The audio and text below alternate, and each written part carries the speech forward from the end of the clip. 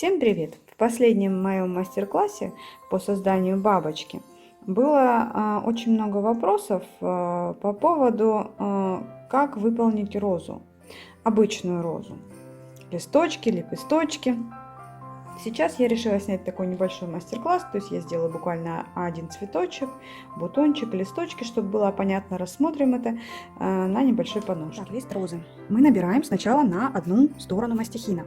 То есть, как обычно, мы формируем предварительно горочку. Да? Вот так вот несколько раз мы набрались, чистили. Получается вот такая горочка у нас. Это основа, из которой у нас будет формироваться лепесток.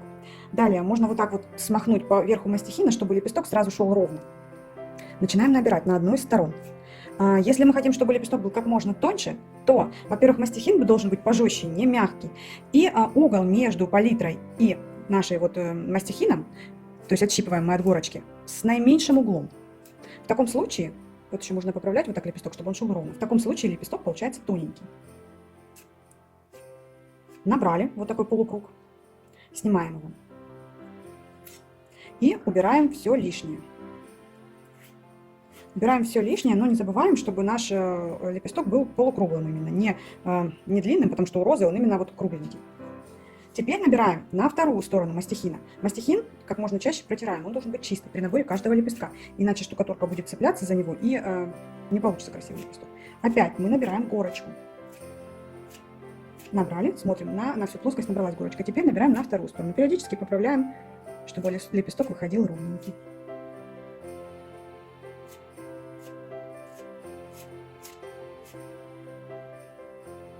Снимаем, убираем лишнее. Теперь опять чистым мастихином мы снимаем этот лепесток с палитры. Сначала один лепесточек, потом соединяем его прям вот так вот со вторым. И я всегда лепесточки все беру в руки. Так как штукатурка хорошо загущена, с ним уже ничего не будет. Его мы можем смело перекладывать вот так на руку. Далее чистым мастихином мы соединяем место вот это вот соединения. И чистым мастихином на ребро его ставим, и мы делаем вот такие вот, только периодически протираем, такие вот прожилки.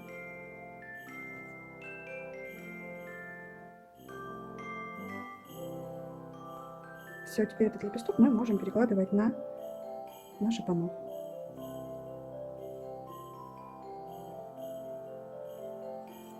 Укладываем его, закрепляем.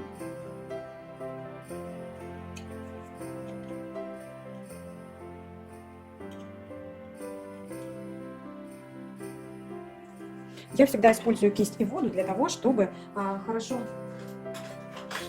во-первых, закрепить лепесток, потому как при соединении воды и штукатурки штукатурка становится более жидкой, у нее, в общем, она сцепляется с поверхностью. Плюс ко всему, если вдруг вы что-то сделали там не очень красиво, с помощью кисточки и воды можно загладить, исправить.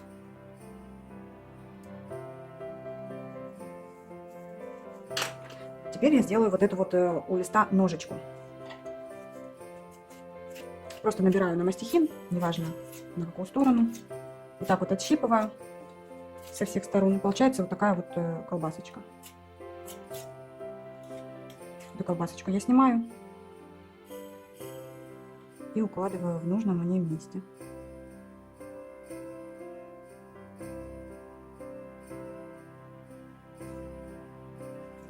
Далее я сделаю вот эти вот листочки.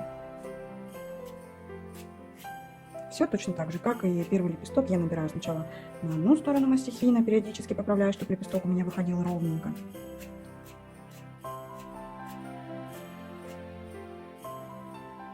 Снимаю, убираю лишнее. Теперь набираю на вторую сторону мастихина, не забывая все время его протирать.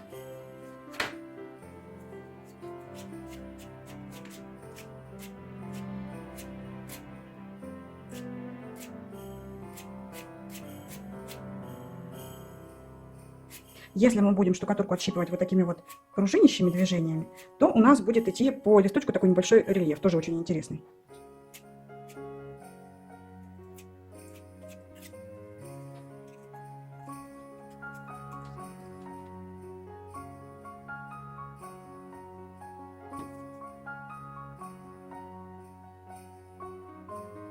Снимаю, все поправляю.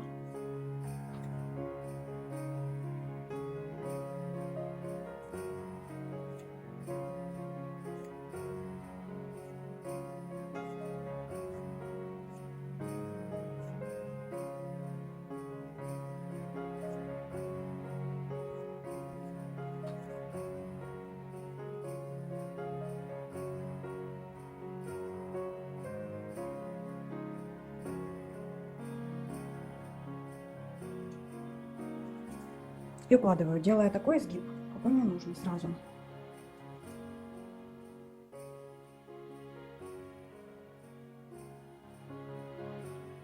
У этих листочков, как мы видим, вот такой палочки нету, поэтому мы его укладываем в стык.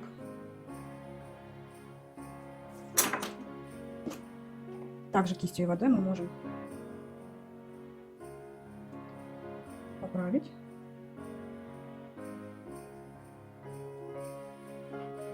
Делать где-то больше изгиб. Ну и закрепить тщательно наш лепесток на палитре.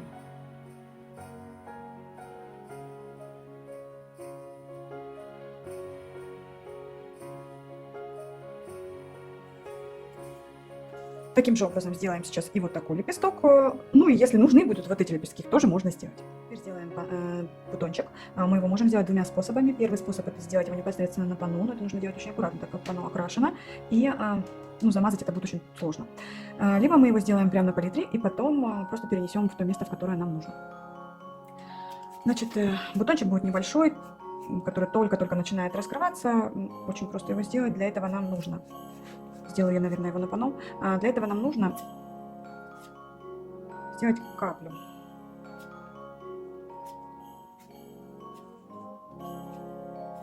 Вот такую, просто каплю. Теперь уже эту каплю мы будем закрывать лепесточками сверху. Набираю сначала на одну сторону мастихина. Здесь не нужен мне слишком большой листок, поэтому я пяточку полностью набирать не буду.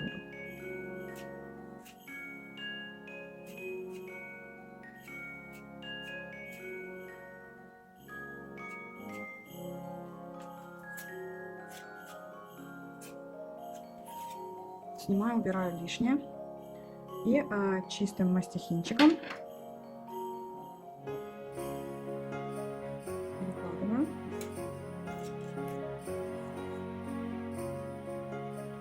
И закрываю.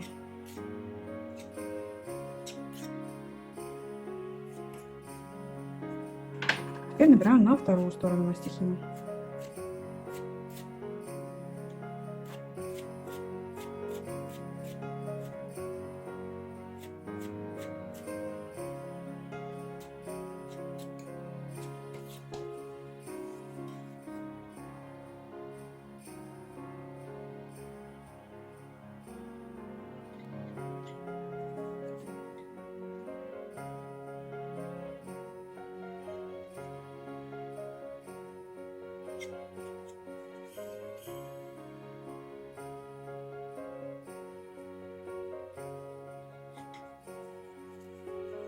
И уже вот этот бутончик чистым мастихином перекладываю в то место, где мне нужен бутон.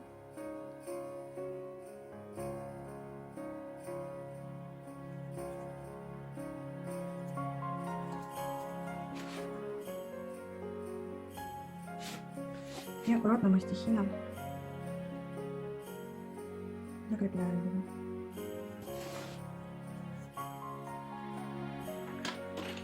Также можно использовать кисть и воду.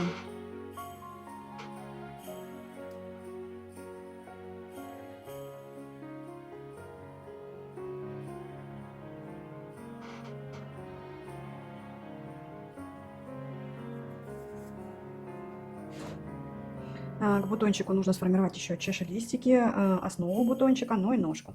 Начнем мы с чашелистиков. Набираем здесь на любую из сторон мастихина. Много набирать не нужно. Снимаем, убираем лишнее, оставляем такую полосочку. Таких полосочек нужно, ну, не меньше 3. Можно на разные стороны мастихина это делать.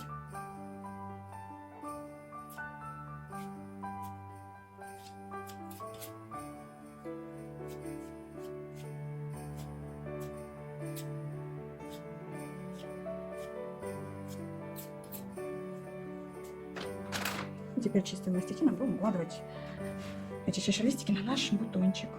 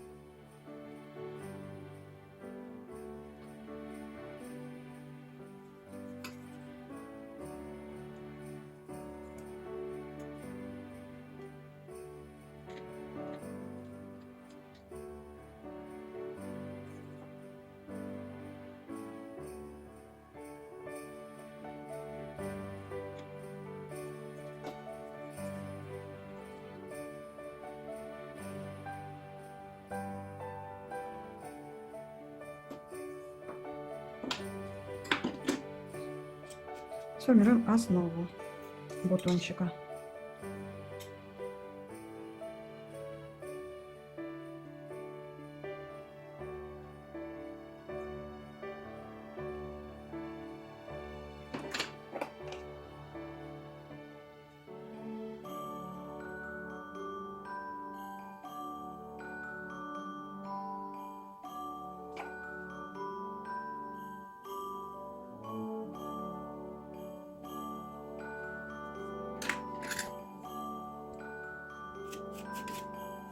Ну а теперь ножку.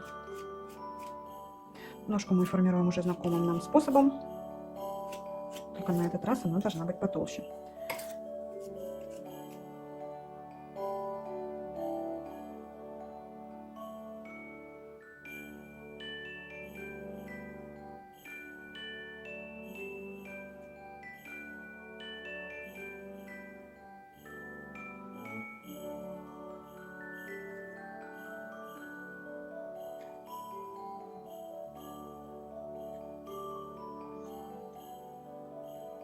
Выравниваем, закрепляем.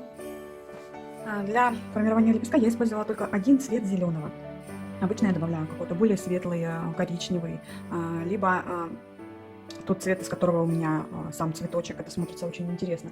В этот раз я не добавляла никаких других цветов штукатурки, поэтому, чтобы мой листочек был более живой, я его протонирую. Тонирую я всегда по мокрой штукатурке. Так потом она при высыхании как бы впитывается в штукатурку, и тонировка практически незаметна. Взяла несколько оттенков зеленого и коричневого. Краску развожу максимально до водянистого состояния. И легкими движениями кисточки выделяю те места, которые бы мне хотелось выделить.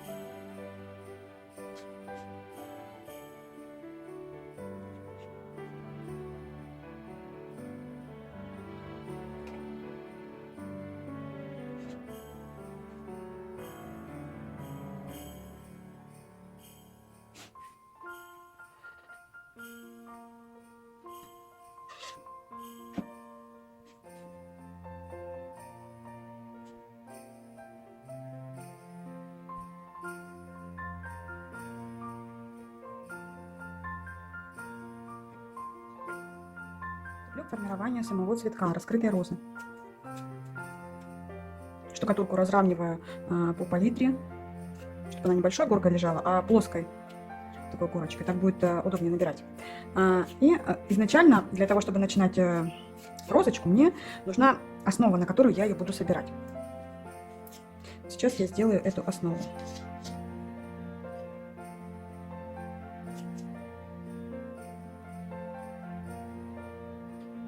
Это будет вот такая основа.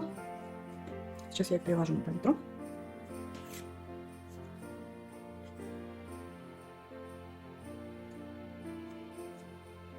Закреплю. Вот такой вот конус. Теперь на него мы будем собирать наши лепестки. Роза будет смотрящая на нас. Мне нужно здесь сделать тоненькие лепестки, для этого я использую более плотный, вот видите, он практически не гнется мастихин. Это китайский мастихин, его можно купить абсолютно во всех магазинах для художников, либо каких-то там магазинах для творчества, везде продается. Начинаем набор лепестков. Сейчас мы будем набирать лепестки, неважно на какую сторону, мы будем набирать на ту, на которую вам более удобно. Набираем горочку, как обычно, на заднюю поверхность мастихина. Чем меньше эта горочка, тем тоньше у вас уже будет выходить лепесток. Поэтому, если вам нужен тонкий лепесток, набирайте горочку как можно меньше, счищая ее со всех сторон, таким вот образом. Счистили, теперь начинаем набор лепестка. По отношению к палитре мастихин держим как можно под наименьшим углом. Периодически поправляем лепесток, чтобы он шел ровно. Снимаем. Убираем вот это лишнее. Продолжаем набор лепестков. Таких лепестков нам нужно набрать, ну, наверное, штучек 5. Вот я уже заготовила 6 лепесточков. Теперь я начну собирать розочку. Вот этой вот стороной мы укладываем лепесточки, которая у нас гладкая, не та, которая у нас вот такая ребристая.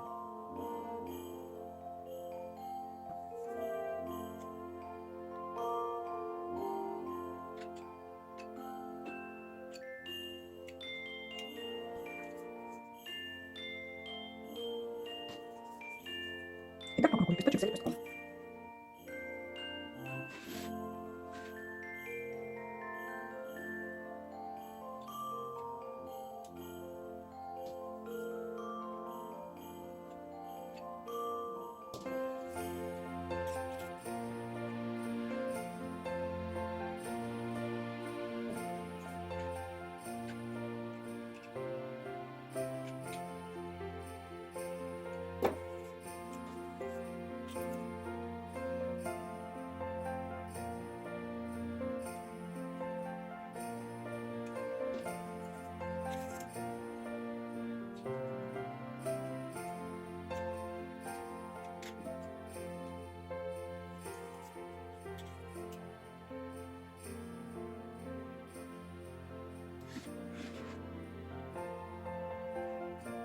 В исходный свой цвет насыщенный я добавила немного белого.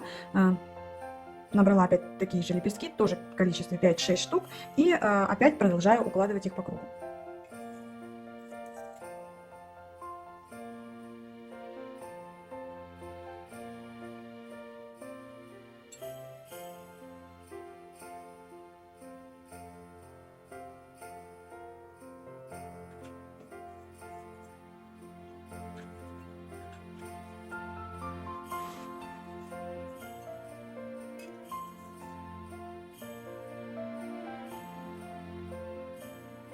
Можно вот так вот их слегка подгинать перед укладкой.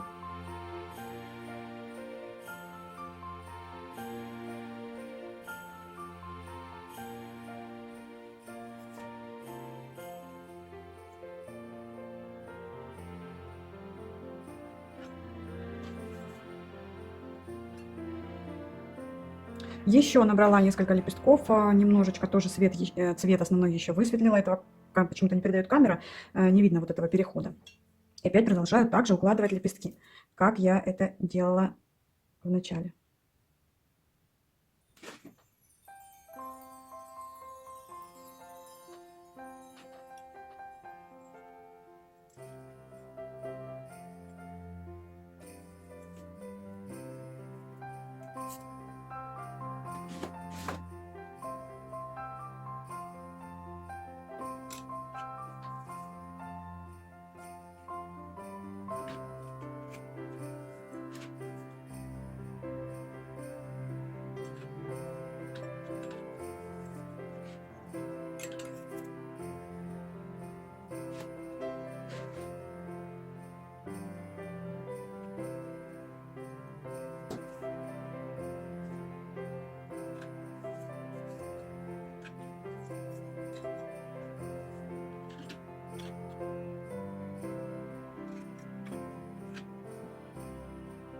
Забыла сказать, что я уже взяла мастихин побольше размером, чем вот предыдущий, потому как здесь лепестки нужны больше. Это Pinax Artists 1393. Он, кстати, тоже не слишком мягкий. Но вот для сравнения, например, Vista Artista, да, гораздо больше гнется, чем Pinax. Я все-таки люблю пожестче мастихин. Теперь мы будем укладывать лепестки следующим образом. Вот эту гладкую сторону гладкой стороной мы укладывали вот так наверх, а теперь мы будем укладывать вот таким образом.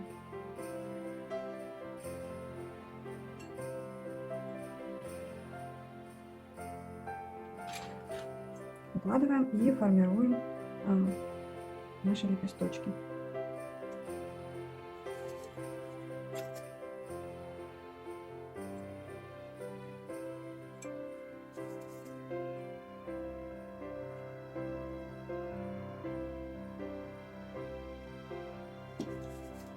И так продолжаем по кругу. Вот такая роза объемная получается, то есть смотрящая прямо на нас.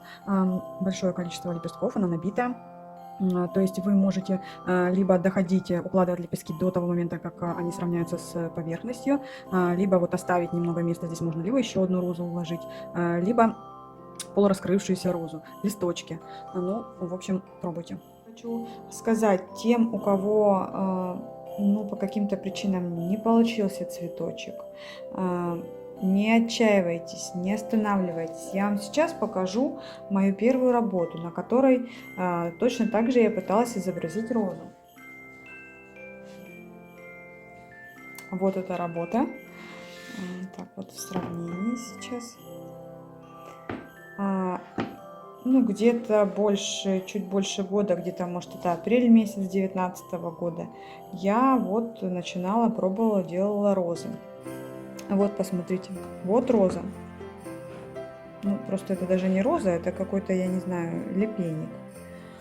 И колеровала цвета, на мой взгляд, не очень хорошо. И сама роза, вот я тогда еще не понимала, что штукатурку нужно как можно больше загустить, чтобы вот она не липла ни к рукам, ни друг к другу. И я не останавливалась, и сейчас роза вот такая вот. Поэтому пробуйте, все получится. Главное проявить терпение.